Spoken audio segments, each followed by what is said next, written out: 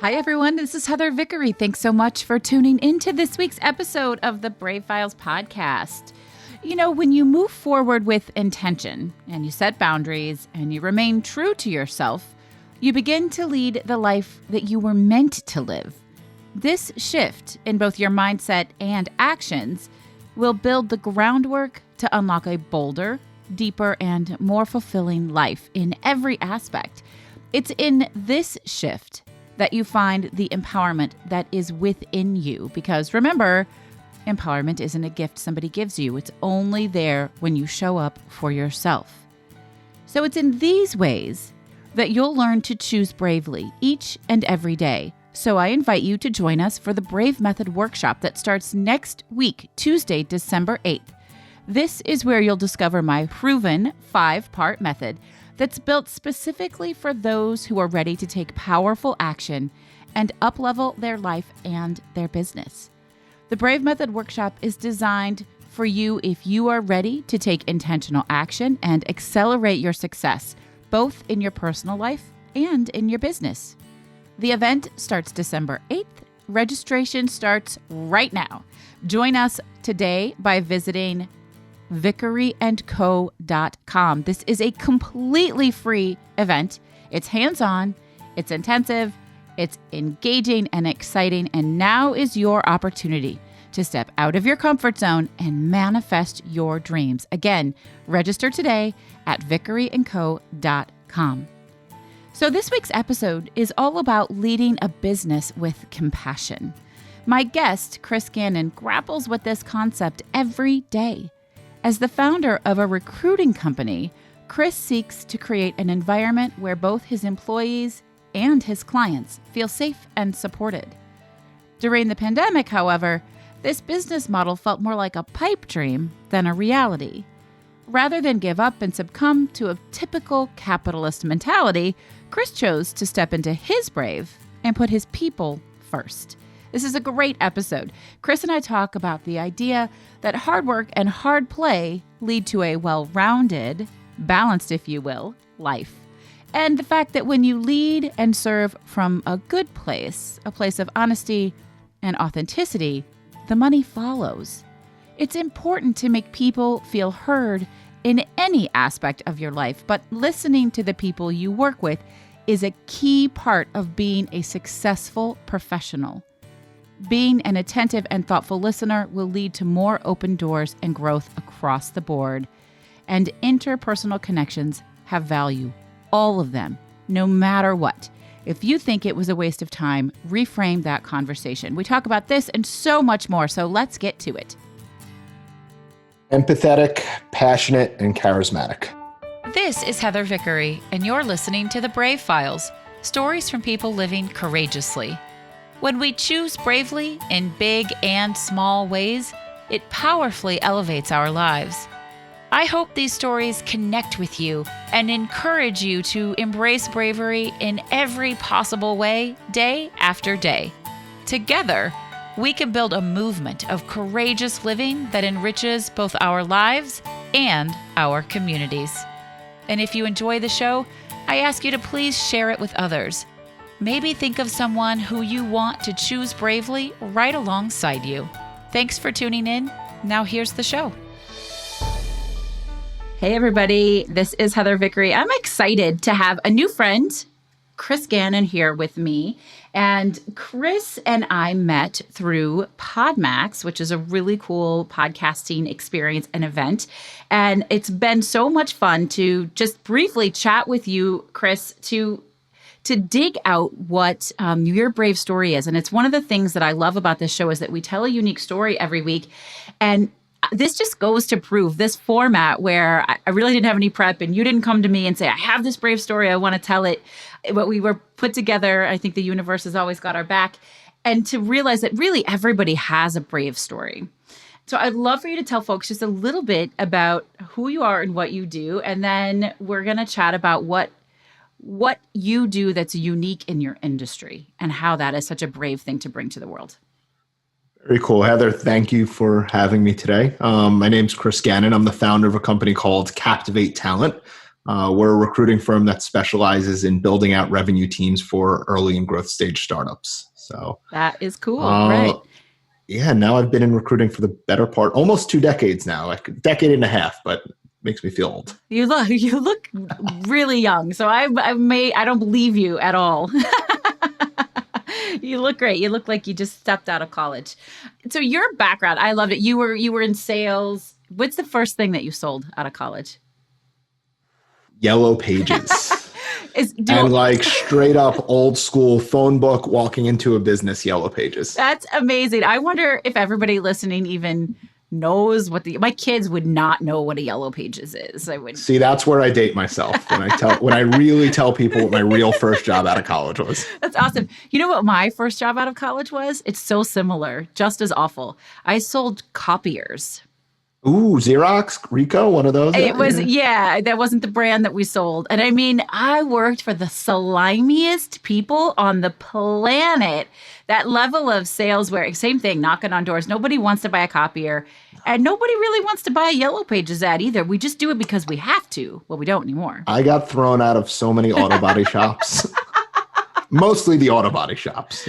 That's so funny. I love it. That's brave all in itself, is to go and do that kind of cold calling sales.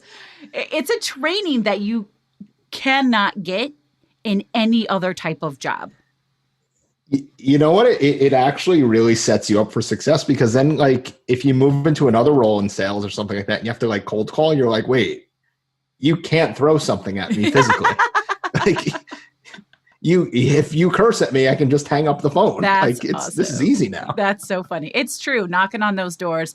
I will tell you, the best thing that job did for me is I learned the streets of downtown Chicago so well, because my territory was right in the city, in the loop. And so I can get around. So I'm grateful. I'm grateful for that.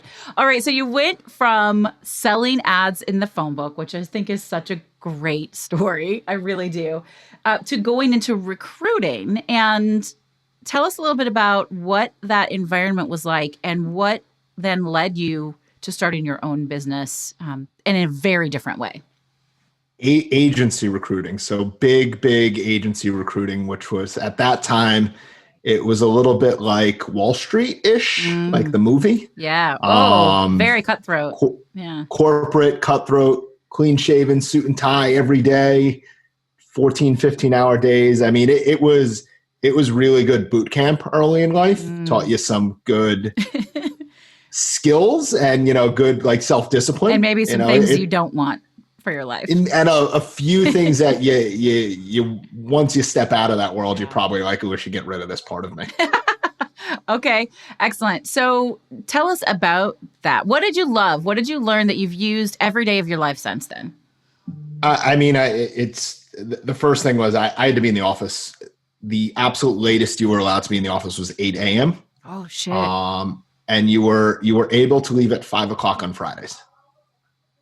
So that was like an easy. I was never cut out for that shit. I sold copiers, and then I went and I did nonprofit event planning, and then I realized I do not work well for other people. I've been an entrepreneur most of my adult life.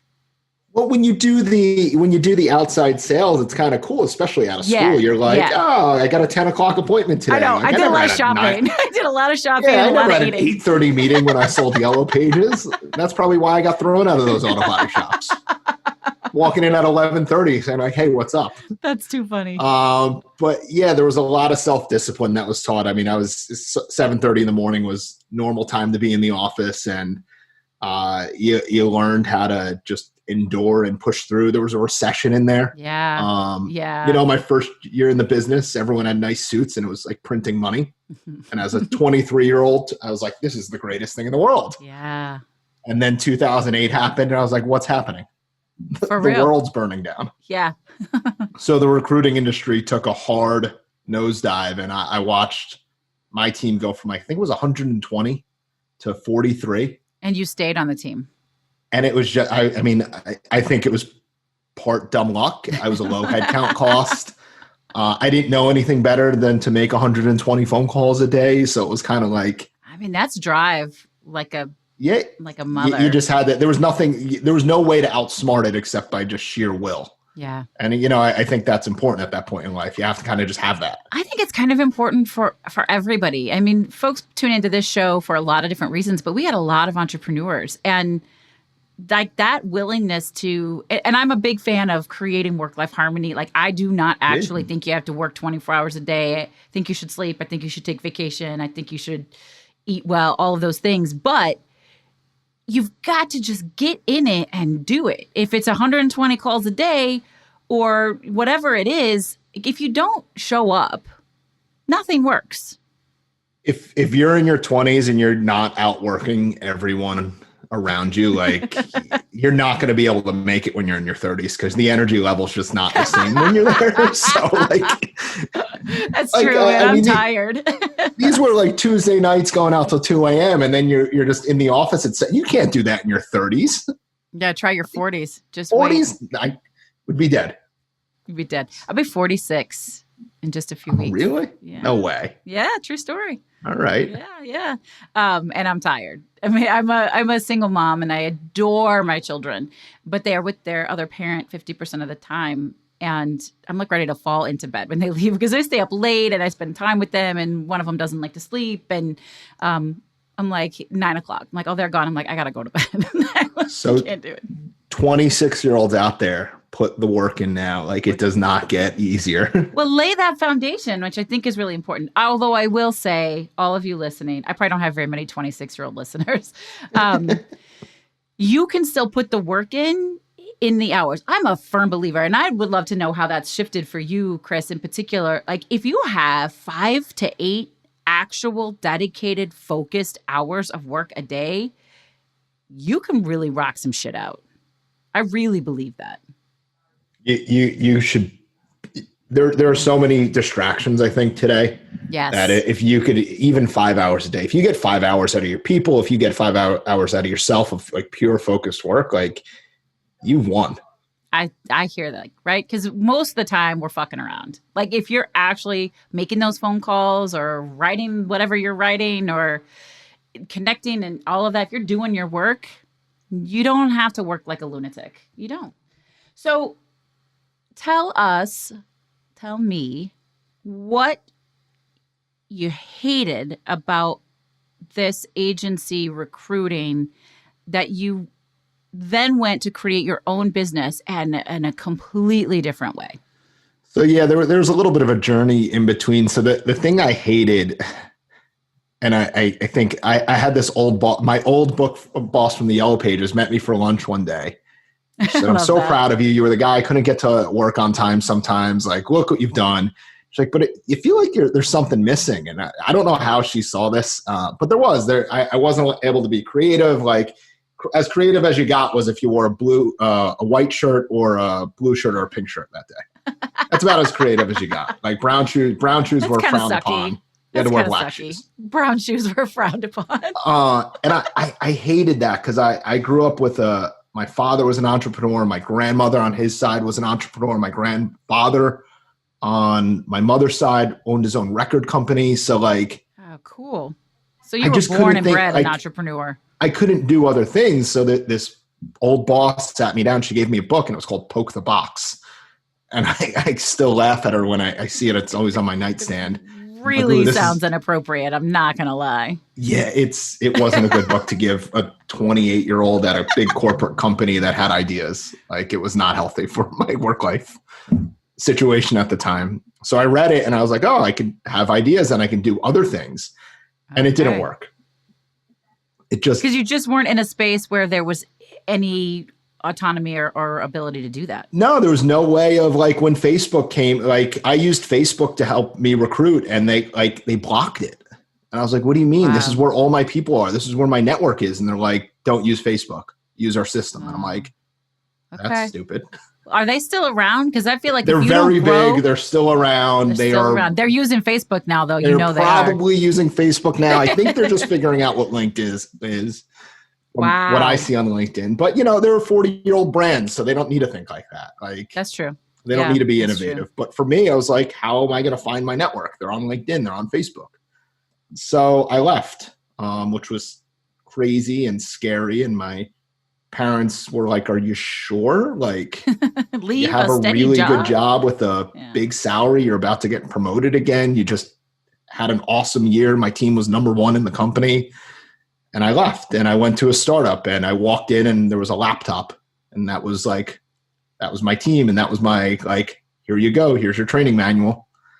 And over the next 3 years, I worked at 2 high growth startups as a head of talent. So it was the other side of the business in recruiting. Okay. And it was really cool experience. I love that. The other side, I think it's really important to be on both sides. When I was in events, I'd been the caterer, I'd been the plant, like I'd done all the things. So what did you learn by being on the other side? So it was really interesting to see how these companies operate internally from like a very businessy standpoint. But you start to learn that, recruitment is seen as this like transactional job, and recruiters tend to have like a bad, like car salesman-y, lawyer type, For ambulance sure. chaser. Yeah. And I get that. And I understand that. And I honestly, it didn't bother me when I worked for that big agency, but then I started working at these other companies. I'm like, oh, because like you never hear back from them, or they like ghost you, or like now I had to represent this brand that was a company I worked for, not like I had to represent the startup. So you couldn't do things like that. Yeah. And then I was fortunate. My last startup, I worked for a CEO who led with empathy. And he always did the right thing, not the most profitable thing. And not the easy thing always either.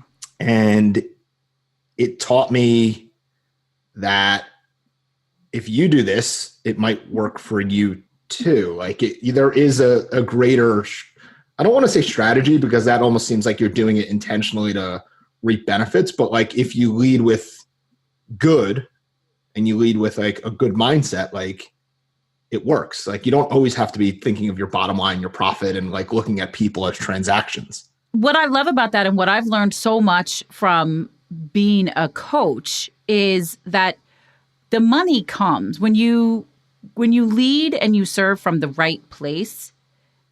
The result is you make the money. And so learning to lead with empathy, learning to be a mentor in that space, and to actually care about the people you're working with and working for will always outproduce anything else. It's definitely a longer journey, and it's sometimes a more painful journey for that.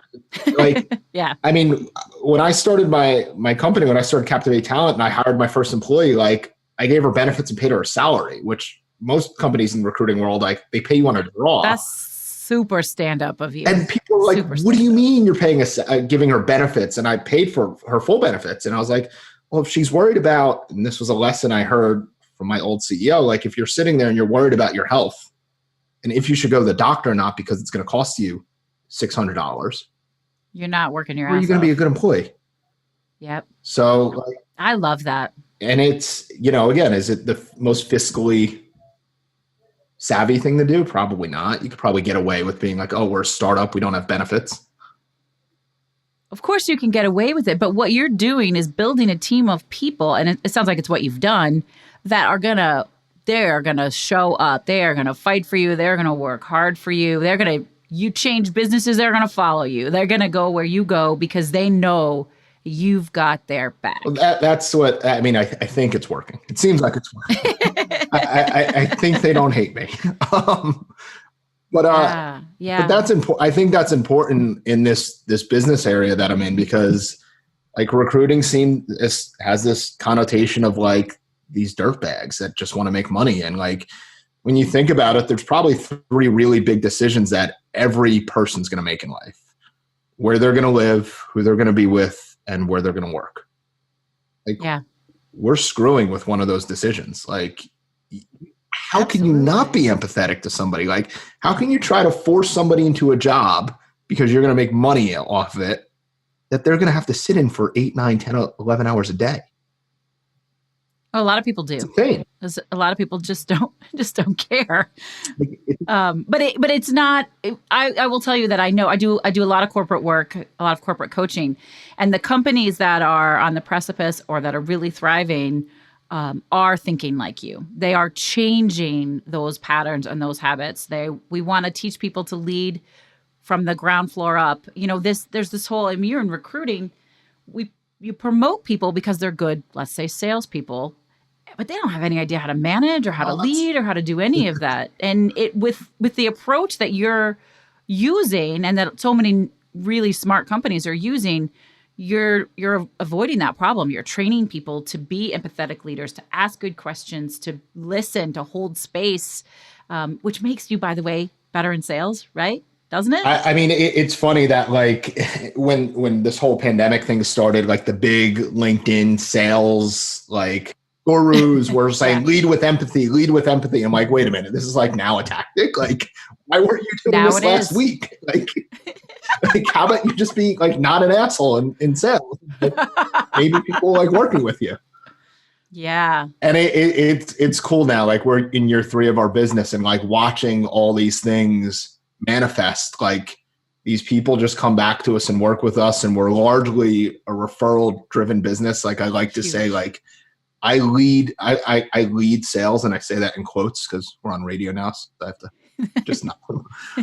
But like I'm not making 120 cold calls a day anymore. Like it's not about that. It's about just doing a really good job, being a really good person, and people want to work with you again. And connecting, right? Building relationships, making friendships. That's like showing up to this event that we're both at together today. Like you never know who you know and who they know. And so that referral is huge. My biggest corporate client, she's like, my job is to be a friend. And whatever I hear that my client needs, I'm going to know somebody that can help them fill that need. And that's why they come back to me. That's part of our value prop as a business too, which is like crazy because we don't charge for it. Yeah. Like if somebody needs help, like, oh, you need us to recommend a lawyer for you. You need an accountant. Like you need us to like give you like lunch spots to take your team out to. Like we'll do that stuff. And there's other companies out there that like charge consulting fees for. Yeah. Like we never charge a consulting fee because if you put it as a budget line for us as a consulting fee, that means you really don't know what you're charging for. Absolutely. Absolutely. And building those relationships, being a quote unquote friend is why they keep coming back. I don't, it's so bizarre to see people not do, I think that part of business died. And I think most people never saw how it existed. And I was really fortunate. I saw when my grandfather had a record company, I remember his trick, he would bring his clients to my grandmother's house and she would cook. That's brilliant. And they would sit there and they would break bread at the table and they were in his home and they were almost like family. And that's how he treated his clients. And, like when he passed away, his funeral was like filled with all these business people. That's amazing. And that's how people should be in business. And they're not anymore. It's all about just closing a deal. Yeah. I really see a cultural shift back towards that though. Maybe not that extreme. Like it's kind of weird these days to let strangers in your house for dinner, although I invite people over all the time, but be like, hey, Mom, make me some food. I'm so not East Coast, so that was just a really bad East Coast accent right there. But. No, I agree, though. I think it's shifting back a little bit, but I think there are a lot of people that are uncomfortable with it because they're not used to it. Yeah. And then I think there's a whole generation out there of the workforce that has never seen or heard of anything like this. Yeah. They've never met a client in person. Yeah. Oh, this virtual world is wild like that. Some of my closest friends I've never met in person. And that's so weird. I mean, we try. Like I do when it's not a global pandemic, I travel a lot to speak and to present. And if I know anybody in that city, I try to meet in person and connect. But it has to be genuine and authentic and real connection. You ask real questions and you really listen. I would imagine, I'm curious to hear from you from a recruiter standpoint. How do you get to know what somebody really looks for? And I'm a huge fan of Malcolm Gladwell, and so much of his work is like, don't just look at somebody's resume. Like, go in their house. You'll learn more about them by what's in their living room than you will on their resume. Like, do you want them to work for you or not? So do you do anything different or unique to place people? So I got taught this by a guy named Rob Williams early on in my career, and I feel bad for him because he had to manage me when I was 25 and so many gray hairs I've probably given him. But he looks good. He's a young looking guy, so he's fine. But he taught me to ask 3 things. What are 3 things that you're looking for in your next job, and listen to what those 3. And that is the most, if you're on the phone for somebody for a half hour, an hour, and you don't ask that question, you walk away with nothing. So before you ever talk to them about the job you might have, and you shove a job description down their throat, like a really bad recruiter starts with that. Like, let me tell you about this job. Yeah. If you don't listen to somebody and ask them what they're looking for, it doesn't matter what job you have. It might be like, oh, you're perfect for this startup. And the first thing might be like, hey, I'm tired of the startup world and I really need stability because I just had my second kid and like things are going crazy right now. My wife's going to be home with work. Like, if you don't ask somebody that question, you're never going to know. And then you're trying to talk to them about like the next crazy startup they're going to work 70 hours a week at. Absolutely. How do people react? Because I love that. Yes, getting to know them, those 3 things, that is so good. I feel like that is like a great networking takeaway. Even if you're not in recruiting, you want to know somebody, ask that question, and then, lean into what it is that they say there. And the listening is huge. How do people react when you ask that question? I think sometimes they're thrown off. they tell you about their salary and you're like, no, like give me something more. Like, how much money you want to make is very important. I promise you, like, that's going to be a really pivotal part of our conversation next. But like, talk to me about 3 things you want in your next job. Yeah. And then like, you're trying to think of those, like, do those things fit what you're about to talk to them about? And if they don't, just back off. Yeah. Tell them that. Tell them why. Like, hey, this is why this job that I called you about is not going to be a great fit for you. And move on to the next thing. And then you can keep them in mind for different jobs, right? That's the thing that like it drives me crazy. Like, why'd I talk? Oh, I wasted my time talking to that person today. Like, if you should never waste your time connecting with somebody. Yeah. Like, it should never be a waste. If you think you wasted your time, it's because you didn't do something right. Oh, yeah. Oh, I love that. Make everything. I teach a method that's called the BRAVE method. BRAVE is my jam. It's my business. But the R stands for reassessment, reframing, and resilience. And reframe it. Every conversation has value, and keep those people in the back of your mind. That's how you build your network and support and share. And it's just huge. It's game changing. But it's in the recruiting world, it's all about like that person you can place. And there's so much lost value on just like some of the best relationships I have are people I've never placed. There's a director of sales that started this nonprofit coffee company through coronavirus. We probably talked once a week. And for me, like for him, it was him talking about his business and we were talking about like what he's doing next. And for me, just talking to him every week was such an uplifting part of my week. I love that. Like, we had this like cool, awesome relationship. And now like next time he's in New York, like me and Mitch are going to get a beer. Like, absolutely. If I am not number 1 on that list, I'm going to be pretty upset about it. Yeah. I mean, we grow our networks in so many ways, and maybe there's referral business out there, but maybe there's not. Maybe it's just personal. I mean, we need to grow ourselves. It can't be all work all the time. So Gary V has this good tagline, and I'm not like the big, like, crush it, drop the F-bomb on the podcast or. You can drop the F-bomb on my podcast. I don't subscribe to everything he spits out, but he does say there's always be able to always think to like give at least 51 and only expect 49 back. And that means if you're not always in a giving mode and you're always trying to take, like it's just never going to work for you. So you always have to be in this like, what can I give? What can I offer? How could I help you? Not expect anything back. That's right. And at best, you might get some of it back. Yeah, that's right. Give for the sake of giving, be in service, but it always comes back. I really believe that. So I would love to know from you, Chris, in building this business the way that you want it, in building it a way that feels within your integrity, which is very different from the background you came from, what's been the biggest struggle for you? 2020. Well, yeah. Welcome to the freaking world. No, right? But I mean, in a very like 2020 from our growth standpoint, like was year 3. That was the money year. That was the growth year. That was the business model works year. Let's double in size. Like, how about we pay myself like a really good salary this year? Right. And like, do some things in life that you wanted to do. And then all of a sudden, March 8th or whatever it was, I'm sitting there with my team and they're all home and they're scared. And like we had no business anymore. We had no business for a few months, and it wasn't like it stopped for a few days, like zero business. And that's actually the first time I've ever felt like I was able to call myself like the founder. Like I don't get, and I don't know, I have to think of what your LinkedIn profile says, but like when people are founders and CEOs of one person companies, I'm like, okay, like I get it. You need to do it for like aesthetic purposes, but like, are you really the chief executive officer of like what? Yeah. But this year, like, you know, leading a team through a crisis, a health crisis, a financial crisis while being remote, that was the most challenging part of my career and maybe life. Yeah.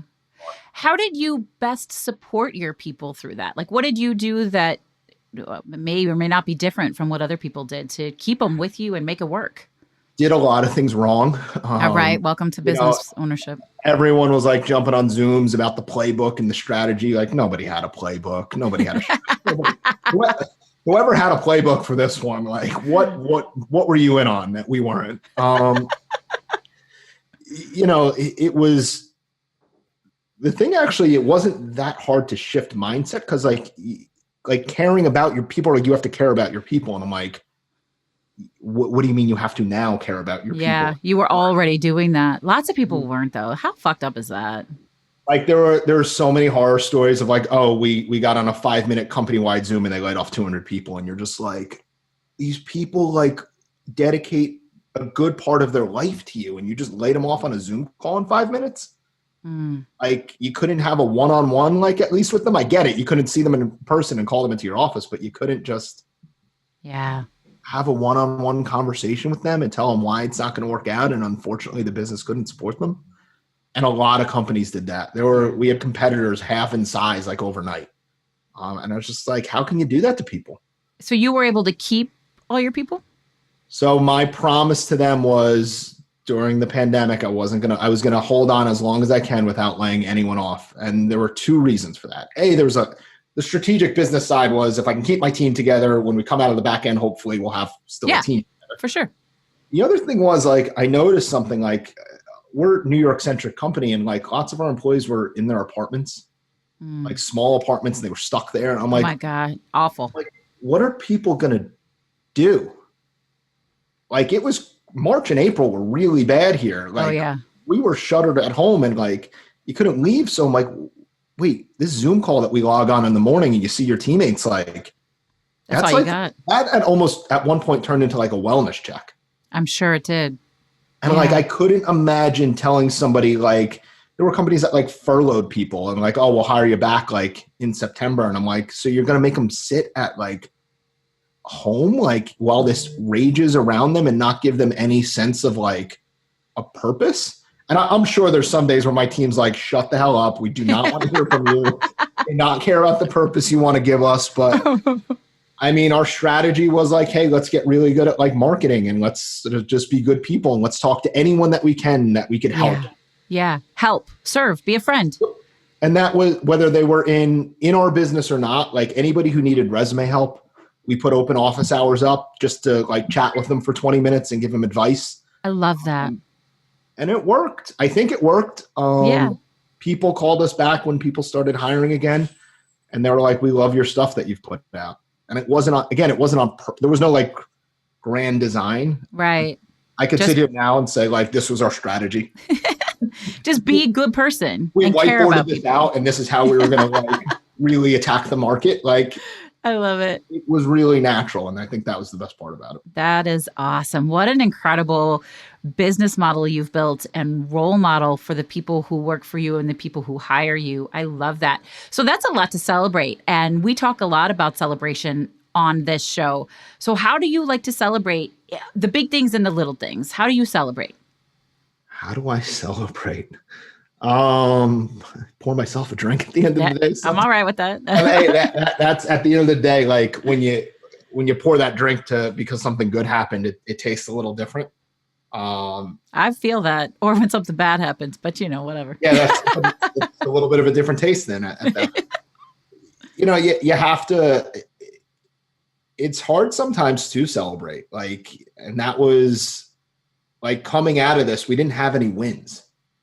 And You we did, weren't, though. we That's so weren't, bold. That's so bogus. You had so many wins. You kept these people employed.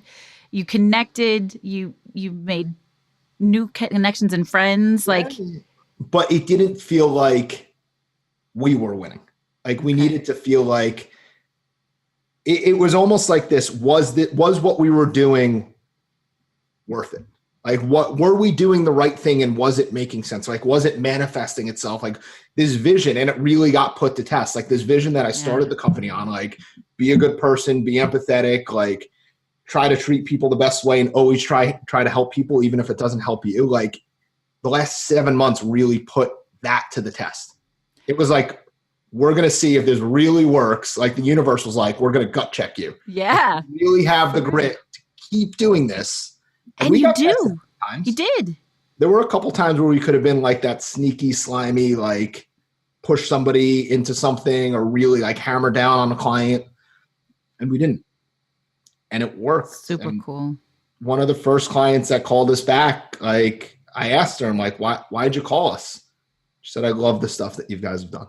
That's amazing. And I love what you're about. And it just makes sense to work with you. I love that.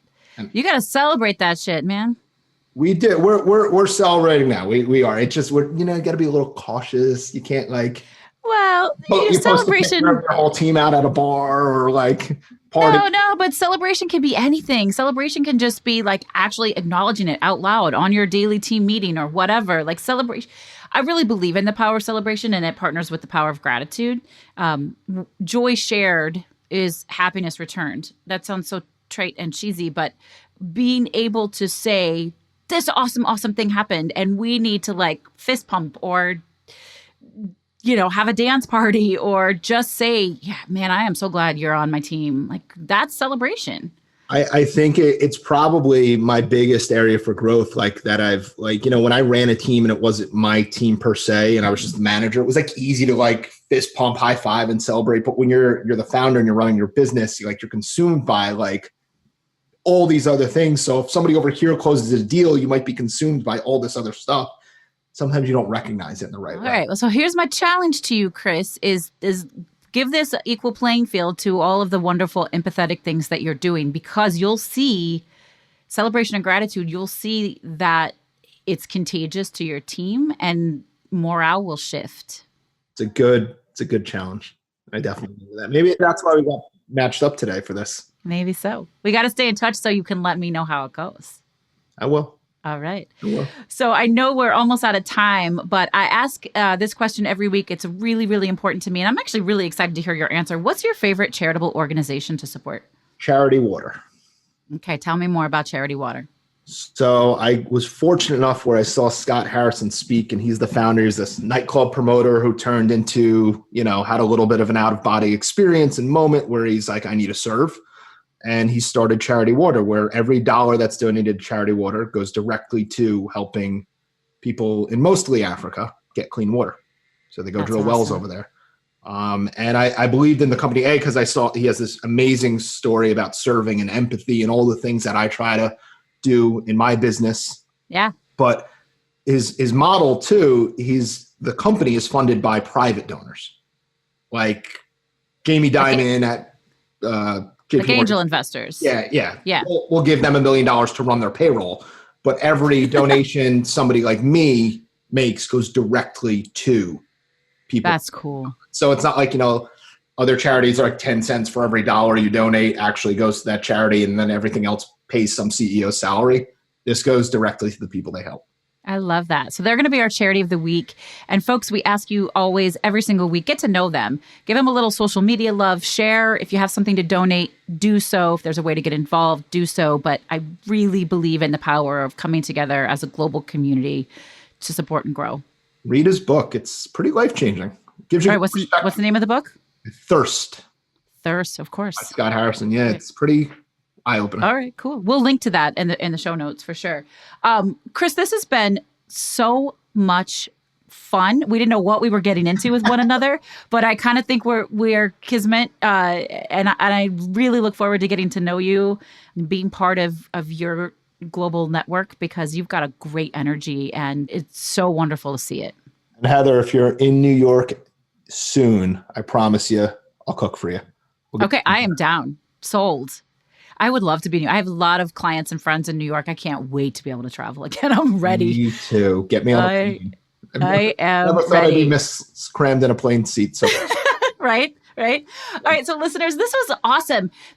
My favorite core takeaway here is be a freaking good person, man. Listen, care about people, lead from that. Don't worry about your bottom line, because the bottom line will work its way out if you treat people with love and kindness and respect and compassion. And you can do that if you're an entrepreneur. You can do it if you work for somebody and they write you a paycheck. You can do it if you're a founder. You can do it in recruiting. Whatever it is, this is the kind of world that I want to live in. And I think if you're listening to this show, it's the kind of world you want to live in. And I know it's the kind of world Chris wants to live in. Don't try not to suck. Be a good person. Try not to suck. Quote of the interview. Try not to suck, folks. I love it. Y'all, this is Heather Vickery reminding you today and every day to go out and choose bravely. Hey friends, I want to share something really exciting with you. We already know you enjoy listening to podcasts because you're listening to this one, but I'm also betting you enjoy audiobooks. And hey, listen, if you don't already enjoy audiobooks, then it's time to check them out. That's why I'm really excited to share Libro.fm with you. They are an incredible new platform for listening to audiobooks. And by choosing Libro.fm over other audiobook services, you are supporting a local bookstore of your choice and investing in your local community. Libro.fm offers over 150,000 audiobooks via their primary platform, which, by the way, they built with love and from scratch because they're a small business also. They even offer bookseller recommendations for great audiobook options. You can sign up right now via www.vickeryandco.com/LibroFM. That's vickeryandco.com/LIBROFM. And when you do, you'll get one free audiobook of your choice, and the proceeds will go to your favorite local bookstore. Now, check what I just said there. You're going to get a free book, and the proceeds are still going to go to your local bookstore because Libro.fm makes sure that their booksellers get paid even when they give a promo to customers. I've listened to over 20 audiobooks this year alone. I especially love listening to memoirs read by the author, and it feels great knowing that all of my purchases support my local bookstore, The Book Table, in Oak Park, Illinois. Libro.fm. The same audiobooks, the same price, but a completely different story. Check them out right now at vickeryandco.com/LibroFM.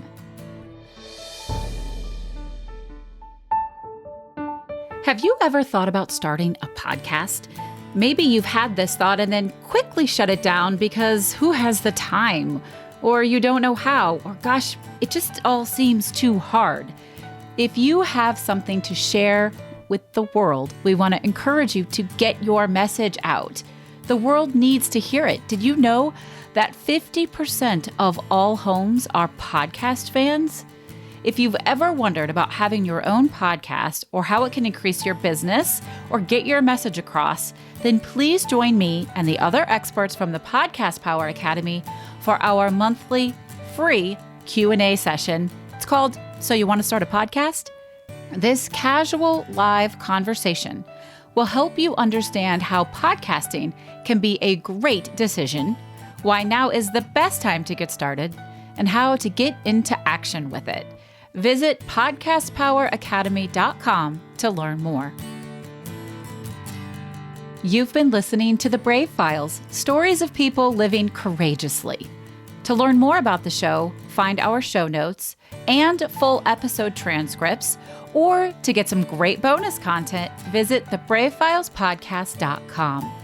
And we would love to know what you think of the show.